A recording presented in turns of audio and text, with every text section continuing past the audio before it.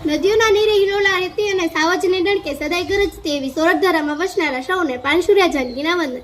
આજનો દિવસ એટલે કે પ્રજાસત્તાક દિવસ। આજનો દિવસ એટલે કે પ્રજાસત્તાક દિવસ।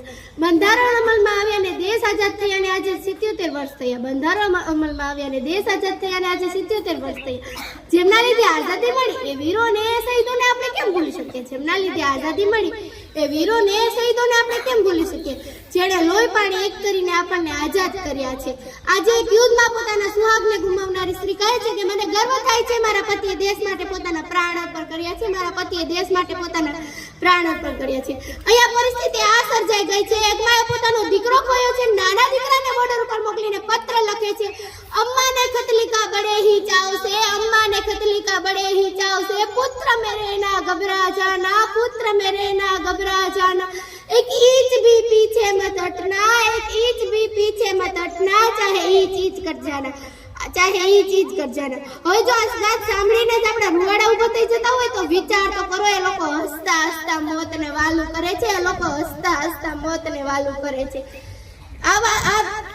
આ વાતમાં આપણા દેશની વિરંગનાઓ પણ પાછળ નથી હતી, કારણ કે ચમક ઉઠી सन 57 में वह तलवार पुरानी थी, चमक उठी सन 57 में वह तलवार पुरानी थी, बूंदे लहर बोलो के मुख हमने सुनी कहानी थी, बूंदे लहर बोलो के मुख हमने सुनी कहानी थी, खूब लड़ी मर्दानी वो तो झांसी वाली रानी थी, झांसीनी रानी। આવું સાંભળતા દરેક ફિરિંગીઓ થરથર કાપી ઉઠે છે।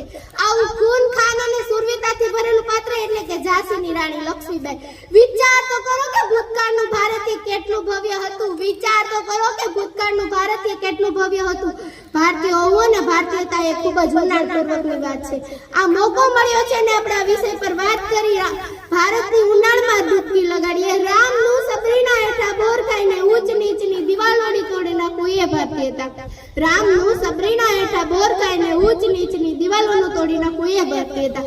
વિવાહ પહેલા મા બનનાર કુંતીને શાસ્ત્રે કંચ કન્યાઓમાં વહેંચી, વિવાહ પહેલા મા બનનાર કુંતીને શાસ્ત્રે કંચ કન્યાઓમાં વહેંચી, એટલે કે દુનિયાની સૌથી પવિત્ર સ્ત્રીઓમાં સ્થાન આપ્યું।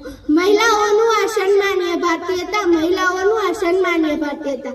ગાંધારીએ શ્રી કૃષ્ણનું મૃત્યુ થાય એવો શ્રાપ આપ્યો, ગાંધારીએ શ્રી કૃષ્ણનું મૃત્યુ થાય એવો શ્રાપ આપ્યો।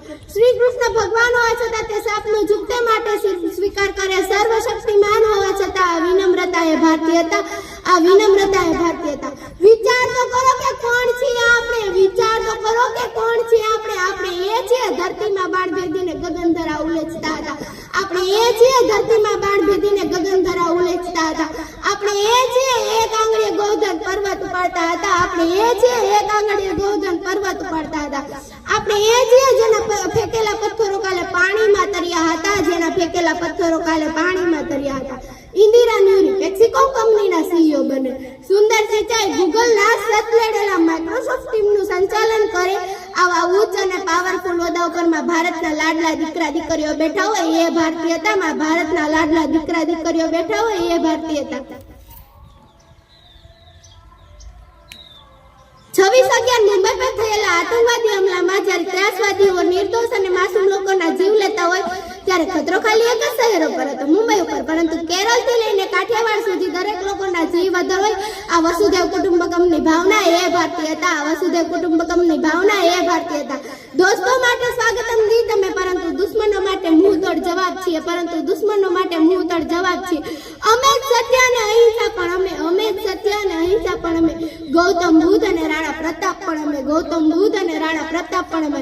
અમારી નમ્રતાને જો તમે નબળાઈ સમજી લીધી તો બહુ પછતાશો, અમારી નમ્રતાને જો તમે નબળાઈ સમજી લીધી તો બહુ પછતાશો, કારણ કે આ વાંસળી વગાડનારી આંગળી સુદર્શન ચક્ર ઉઠાવશે તો તમે ક્યાં જશો? આ વાંસળી વગાડનારી આંગળી સુદર્શન ચક્ર ઉઠાવશે તો તમે ક્યાં જશો? काटने से कटेंगे नहीं, बांटने से बटेंगे नहीं, काटने से कटेंगे नहीं, बांटने से बटेंगे नहीं।